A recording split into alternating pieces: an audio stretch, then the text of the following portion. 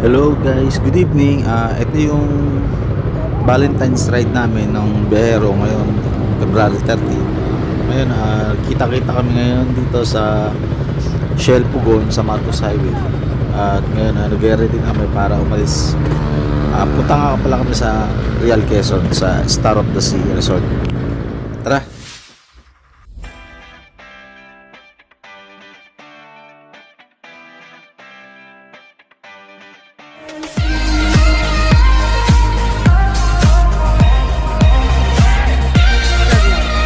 I wanna hear you singing, yeah, mama, don't stress your mind. We coming home tonight to you.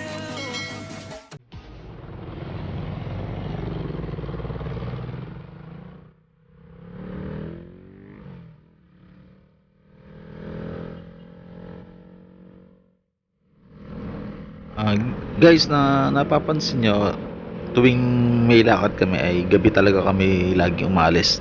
Madalas po Saturday night.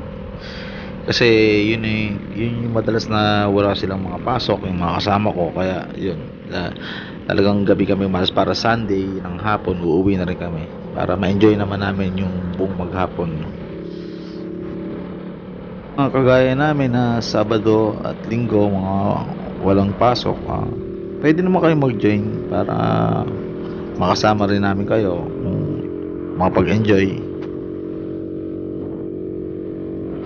Dito na tayo sa siguro mga bandang Laguna siguro.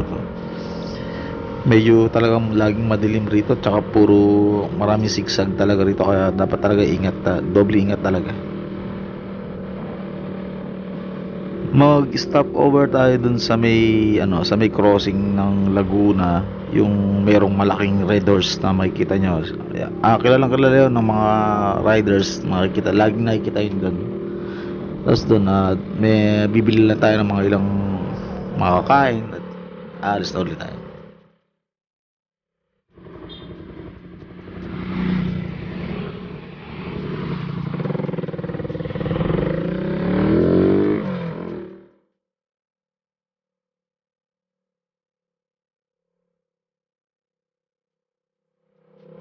Andito na tayo ngayon sa may Sinuloan.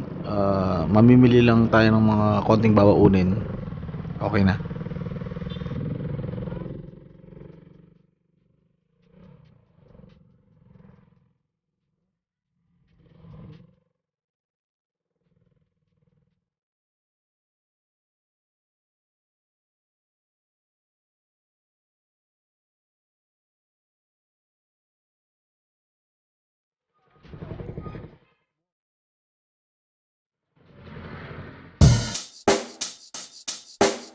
Check the mic and make sure it sound right, boys.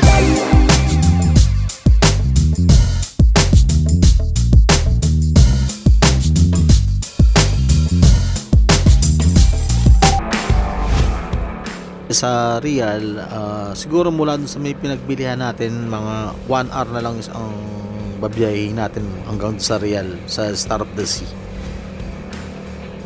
Nga pala, ang grupong tong biyahero ay binuo ko since 2013 at marami na rin kaming napuntahang lugar. Pero ngayon lang namin to na i-vlog lahat ngayong start ng 2021. Kaya siguro babalikan uli namin yung mga ibang lugar na dating pinuntahan namin para may memories uli. Marami na rin akong naging member dito, halos iba-iba rin kumbaga yung iba may mawawala, may aalis, may babalik, may darating, may bago, iba-iba yung iba dito na rin nag-asawa, dito na nagkaroon ng boyfriend, girlfriend, jowa, ganun. Kumbaga parang ano rin ito love searchers din ito Paano masabi? Bakit ba namin nahiligang mag-rides? Kasi sa totoo lang, ang pag-rides nakakapagod talaga, kumbaga. Pero once na napuntahan nyo na yung lugar na talagang pupuntahan niyo na gusto nyo mapuntahan, tapos overall layo ng biyahe, talagang mararamdaman mo yung pagod. Pero once na nakarating ka naman doon, talagang yung fulfillment naman, talagang masaya naman talaga.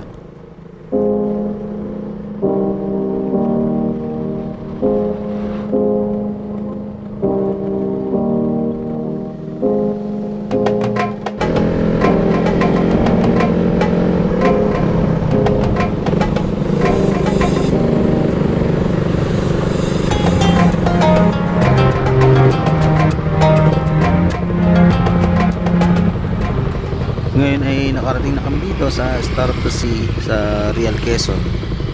Tara, pasok muna tayo kasi meron naka-reserve sa aming cottage dito eh. At kami nila Hermie doon sa sarili kaming kwarto na doon. Naka-aircon. May mga kasama ko. Alam mo sila napagod, yung mga nakaslam naman. Sa pagkat mabagal eh. Ay, nirarat ka sa para makapagpahinga. Hindi ka mapaginto, ang dilim eh. Tatati kayo sa liwanag.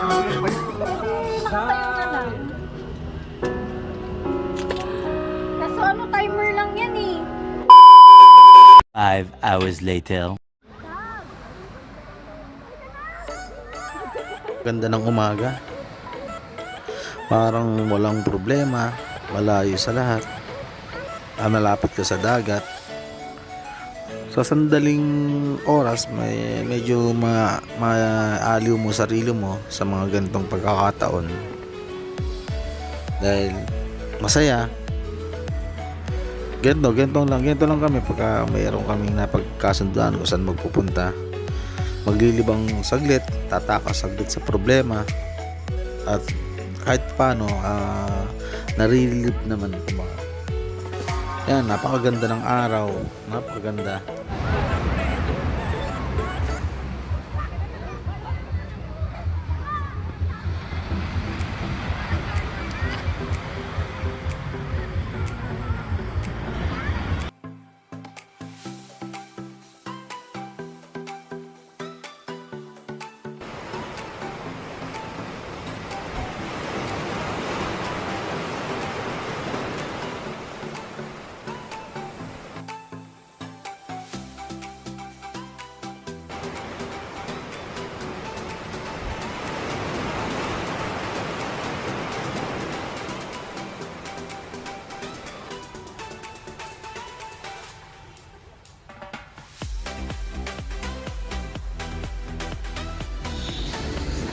Yan si Ate Risa ang may-ari ng Star of the Sea dito sa Real Quezon.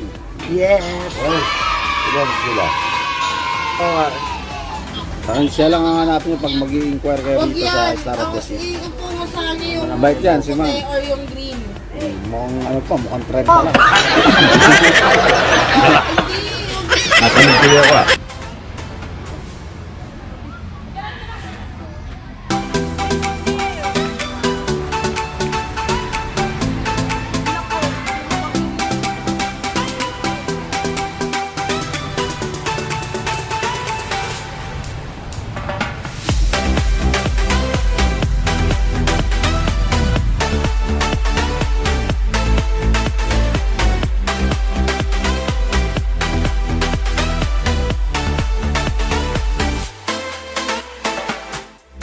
Pupunta dito sa Star of the Sea, along highway lang to, madali siyang makita. Tsaka ang entrance pala rito ay 30 pesos, tapos may mga cottage na 500 pesos, 600 pesos, depende. At meron din siyang mga room, kwarto na malalaki na mura lang, affordable talaga.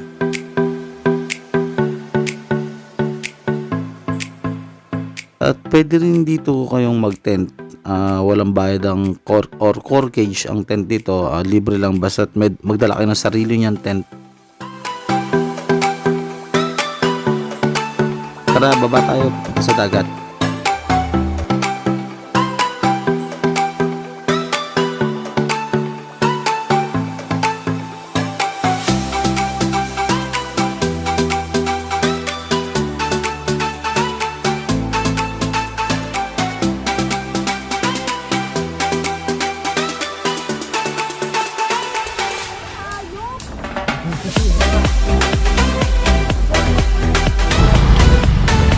Amalay ko muna kami.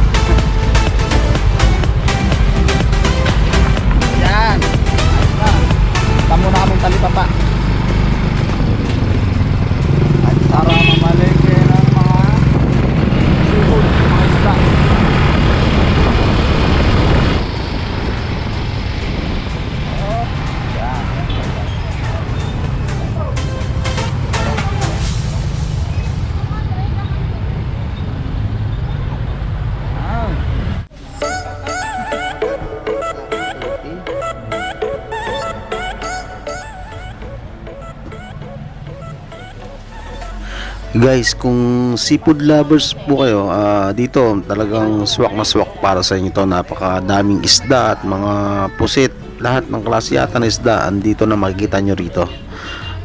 Kayo na lang bala kung ilang kilo, pero marami talaga, magsasawa kayo sa mga isda rito. Ano, dami mga gulay. Isda. Ang menu na lulutuin namin ay inihaw na puset at sinigang na yellow pin, tsaka yung tinatawag na isdang bato na parang lapu-lapu siya.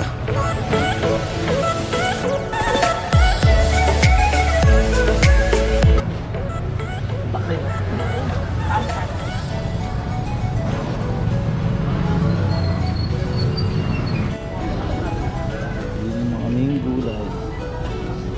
Guys, nga dito sili. Tapos sibuyas. Patayin na marami. Ba? Sabaw sa kanin ba? Ito? Oo. Medyo pula-pula. Ayan sir. Ano to ba? Talong pa? Ay, basta po ihawin. Yan. Oo. Napakalasa ng karne niya.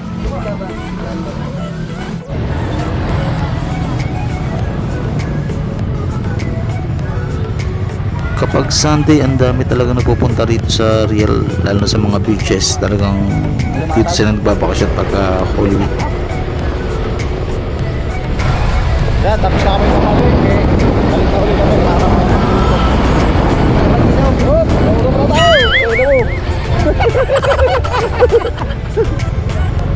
Hindi online. Ang daming bisita ni Aling Risa oh. Paldo na naman si Aling Risa.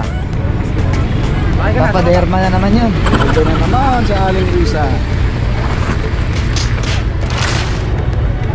Oh, turn naman ng mga babae ang magluto. Ang magluto maghiwa pala. Hindi tayo.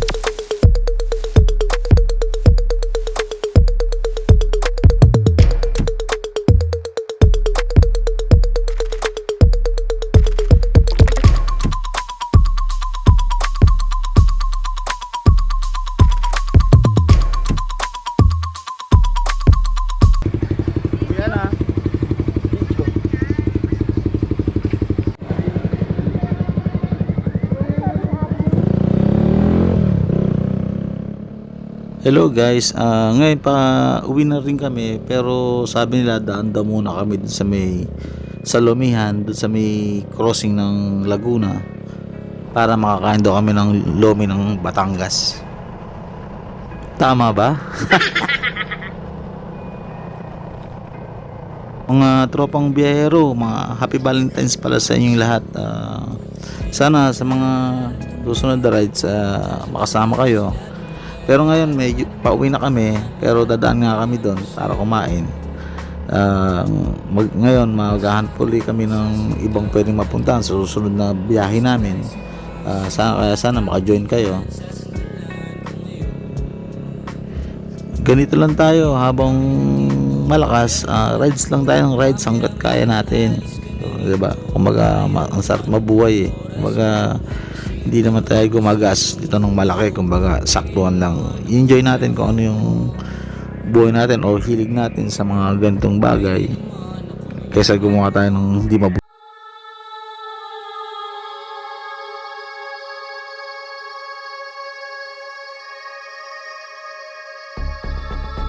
After na lang tayo papunta sa Lumihan. Yun, after nun natin maglumi, pahinga lang ng konti tapos alis na uli.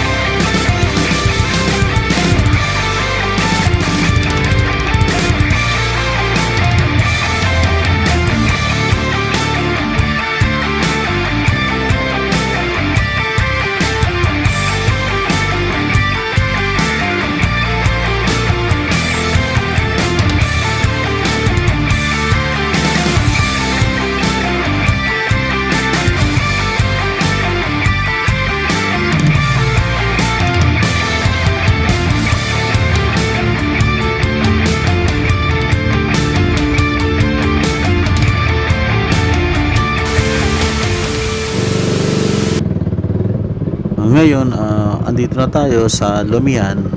Tara, kumain muna tayo tapos tsaka tayo uwi na.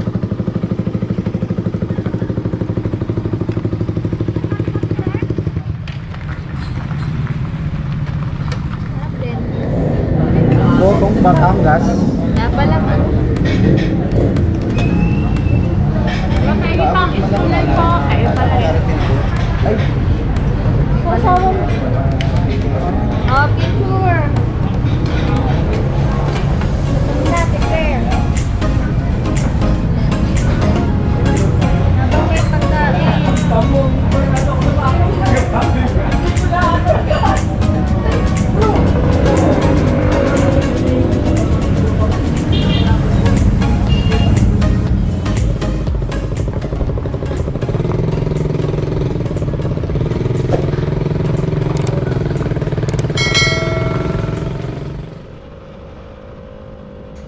After nating magmerienda mga tropang biyahero, ito pauwi na rin tayo. Nga pala sa mga hindi pa nakapag-subscribe, subscribe na kayo para sa mga sa susunod na video, updated kayo.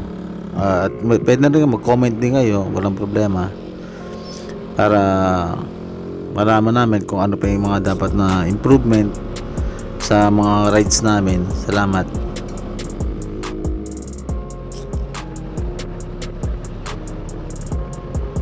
Dito mga tropa, madadaanan natin yung windmill. Bali, andito na tayo sa Pililla Rizal. Makikita nyo yung mga naglalaki yung windmill, napakarami nila. Nga pala, ngayon nalalapit na ang Holy Week. Nag-iisip pa kami kung saan kami magandang makakabiyahe o yung maluwag na, dahil nga ngayon na pandemic, medyo may mga ibang lugar na mahirap puntahan at napaka-higpit. Kaya ngayon medyo naghahanap kami ng mga pwedeng at malapit puntahan, lalo na ngayon magmamahal na araw na.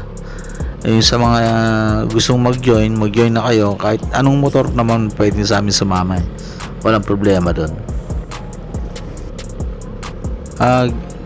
Guys, at comment down lang kayo kung if ever meron kayong mga suggestions na magagandang lugar na pwedeng puntahan. Baka malay nyo, yun ang mga lugar nyo naman ang puntahan namin, di ba?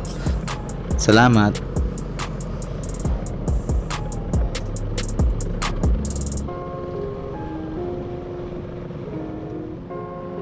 Thank you sa mga nanood. Till next time uli. Sa mga hindi nanood, bahala kayo. Okay, till next ride ulit. Salamat, maraming thank you.